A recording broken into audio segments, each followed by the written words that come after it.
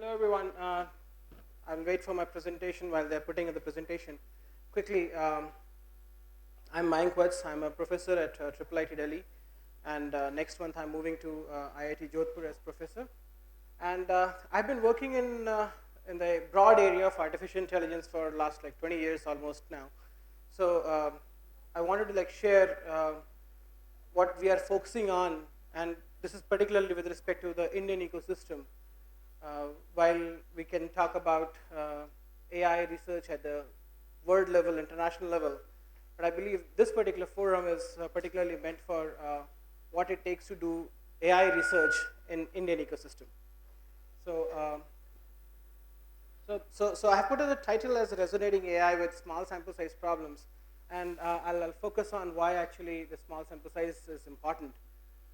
Slightly technical term, but I'll try to mellow it down and give you the ideas. Next slide. So not sure if you're able to see the pictures over here, but so we are living in a fourth industrial revolution era, right? And we are actually using a lot of artificial intelligence enabled tools and technology. How many of you use Facebook? I'm sure everyone, right? So when you post your photograph on Facebook, do you use the predefined filters to look cool? Right? Yes. How many of you have Beauty++ tool on your mobile phone? No? Males may say no, but probably females may say yes. Right? So you beautify your face, you click a selfie, and even actually you say no.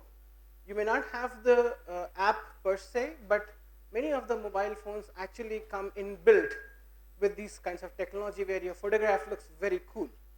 You may not look cool the way you want to look, but your phone does the job. Right? So this is what artificial intelligence is doing in our daily lives. You use Google Maps, right, to go from one place to another place. It's actually one of the cool applications of artificial intelligence. How many of you have seen people sleeping in car in US, in Tesla cars? So in Tesla car, at least when I was in Bay Area in this summer, I saw multiple people sleeping in their car, and car was autonomously driving on a highway. And they were literally sleeping. Right? So all the Hollywood movies, the scientists and researchers have taken inspiration from Hollywood movies. And I actually watch Hollywood movies for inspiration of getting research ideas, futuristic research ideas. So the last example over here, though in the PDF the video would not run, but this actually, this video, if you can Google search yourself, that shows that a person sitting in the car, like sleeping in the car, and car is running on highway. And others are actually creating the video of that.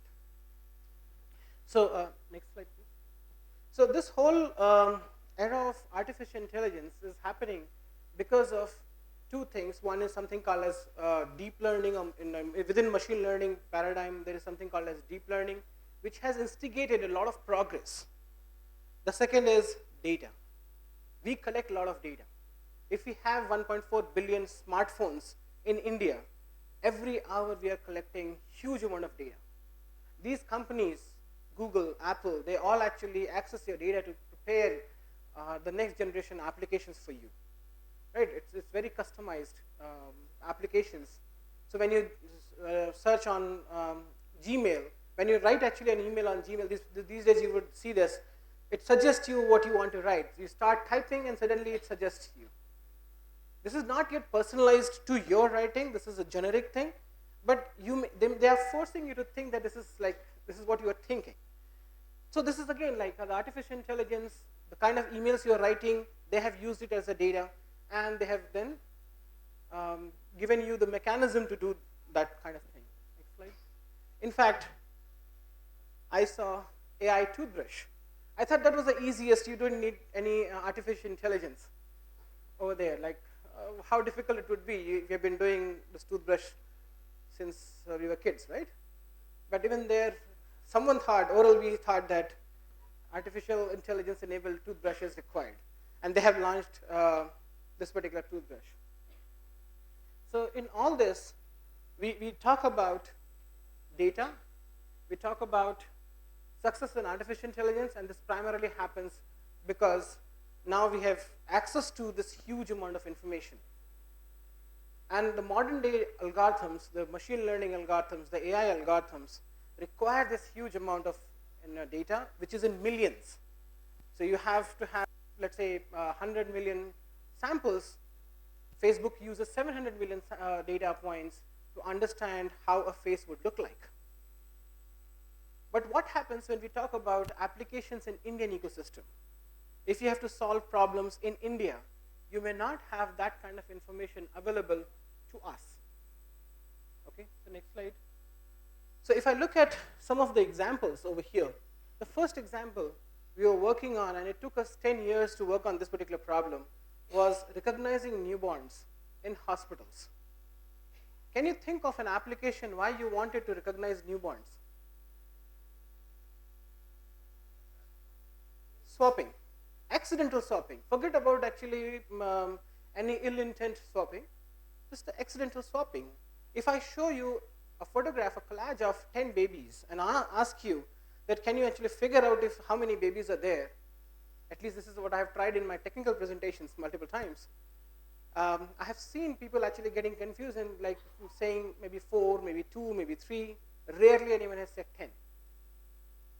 The reason being that our mind, our human mind, our young mind has not actually been trained to recognize newborn faces. Now, similarly, the face recognition systems which are there, which Facebook, Google, and all these are using, they're not trained for newborn face recognition. But in an Indian ecosystem, we needed that because of many even ill-intent cases. Now, how do you do that kind of, build that kind of system? So there, the data was not available. How many of us actually click a lot of newborn faces with the intent that, oh, if some accidental swapping happens, how do we match it, right? So that kind of information was not available. The second example, if you see here in the surveillance scenario, how many of a terrorist you would like say, hey, give me a nice photograph, right? Let me click a very nice photograph, and then once next time when you come in, I'll catch you. Right? The terrorist will actually, or the criminal will try to even evade its appearance. And now can you do face recognition? Can you do surveillance in that kind of scenario? So the data over there, the terrorist data, the criminal data is very small. How do you do recognition in that kind of scenario? This example, the natural disaster example over here, the AI system, and these are like two interesting examples. So the AI system, this image on the my left-hand side says that this was a toilet, the photograph of a toilet. But do you guess where actually this image was captured? This is a flood image. This is recently in Patna, there was a flood, right? And when actually someone actually put this photograph on image retrieval or image search engines, the output came out as toilet. So this was actually, because the systems are not trained to recognize flood images, like you don't actually click on a lot of flood images and say that these are flood samples. Another example over here is an airplane. So the system actually gives a caption, automatic caption, that an airplane parked on the tarmac at the airport. This is not a plane parking. This is how the plane parks, then we are in trouble, right? But at the same time, these are very few samples you would see like that. This is an excellent example. You can't actually collect of data by like crashing planes, right? So you may get some data points. So these are the problems when we talk about AI being used. There is a huge plethora of problem statements where AI cannot be used as of now because of very few samples. The final example over there, this is coming from the medical fraternity. So we do iris recognition. All of us probably have this Aadhaar with us, right? So you capture your iris sample. And suppose someone has some medical problem, and as simple as, next slide, as simple as cataract. So if there is a cataract, and if you go to get your Aadhaar process done, or even for that matter, even for the verification task, there is a high likelihood that iris recognition systems may not work, because iris recognition systems were not trained with cataract. right? And that's why, like, you may have seen many news that for older people, iris recognition was not able, they couldn't get their Aadhaar because the fingerprints were gone and they had a cataract surgery done. It's not that the technology is not good, it's that the technology was not trained for seeing that kind of information. So when we were, so all this is coming from our research papers, and when we were doing this work, we realized that while the cataract may look very common in India, what 20 million people get cataract surgery every year. This looks like more than population of an entire country in some part of world, right? But at the same time, when I look at the data sets used for this kind of research, there was none. We collected the data, and it was 2,000 images belonging to 120 individuals. So that's the data set size. The modern day AI terms is a very small sample size, very few sample to do any research. Now, how do you use AI in these kinds of problems? So that's what this whole research on artificial intelligence with Indian ecosystem comes down, that what happens to this scenario. This is another example which is again like coming from our personal experiences as in bias in face recognition. While we may all have heard about the San Francisco news or the news coming from West, that an African American lady Google has termed that African American lady as a gorilla, right? And another example where the US senator, again with dark skin, was classified as criminal, right? And again, like multiple commercial systems were having hard time in classifying the gender of African American or dark skin colored female people, right? So these systems were actually finding the problems in order to say that this is what the correct classification is. We thought, okay, let's actually look at an Indian ecosystem. What happens if we throw images from Punjab, images from Northeast? So we did a small experiment. So the first example over there, again, I'm not too sure whether you are able to see, but the first example, first row is actually belonging to my colleague, Pritesh. So I take his photograph, and I took photograph of 10 different people from Sikh community. And I said, okay, now let me match the Pritesh photographs with the 10 photographs, which also included the Pratesh's second photograph. To my amaze, the first match within this small sample set of 10 in only, I'm not talking about Aadhaar scale of 1.3 billion. With only 10, his match was second best, not the first best. In the second example, I took, my students actually took the sample of Mary Kom, a famous celebrity, right? A famous sports person. And we took examples of 10 more people coming from Northeast. And I said, let me match. What happens? Actually, Mary Kom didn't come in first 3 matches. Mary Kom didn't showed up in top 3 matches. So this even small experiment showed that for a vast diversity that India has, these Western world face recognition algorithms may not be ready. We need to work indigenously on these problem statements so that we can do a coverage of entire Indian population. So that's what happens. The training data sets on which the algorithms are trained, they are not essentially representative of Indian ecosystem. A quick test. So again, I'm a professor, right? And I always take quizzes whenever I teach. So this is a quick test in which you have 5 pairs of images, or images of 5 different kinds of individuals, or maybe more. What you need to tell is which of the pair belongs to same person. So for example, in the first pair, you have to say whether these 2 people are same or not.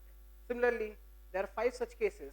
So how many such cases you feel they are same people, and how many cases you feel they're not same people?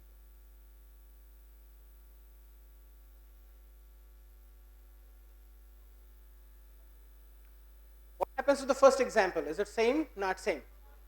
Not same. Second example, the top row. Same. The top row is, this example is same. What about the middle one? Same. The last two. Last two not same? Let's go with this. This is same or not? This is same. That one, last one? Not same? So half of you are saying same, half of you are saying not same. So all of them are actually, all the pairs are genuine pairs. This is the case of plastic surgery. Not gone bad. Plastic surgery actually gone right. And our human mind is not trained to recognize these kinds of cases. Right? So now imagine an automatic algorithm doing the job at the point of, like at the border entry point. The passport photograph is one photograph, the old one, and you are actually the new person after plastic surgery. And you are coming from, let's say, so I just came back from Korea. So I'm coming from Korea with plastic surgery done, and this officer is perturbed. What the hell? System is actually saying, no, these are not same people. And I have all the medical documents saying that I'm the same person.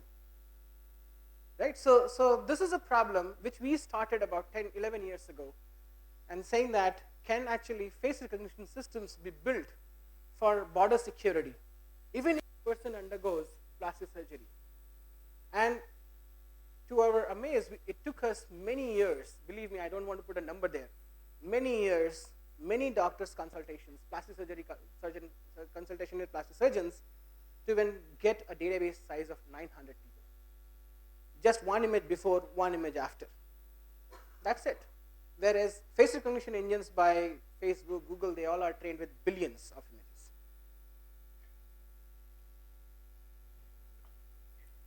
Okay, so I have taken a lot of examples from images. Let me take example from NLP, the chatbot example. Okay, so this is an example. If father is a doctor, what would be mother? Any guesses? Nurse. So go to the next slide. So if man is computer programmer, what would be women? Teacher? No, the AI system actually said, next slide. The AI system said homemaker. Okay, so there is a research paper which says, the title says, man is to computer programmer as women is to homemaker. This is biased, right? This is a highest level of biasness over there. Just the next slide. Yeah.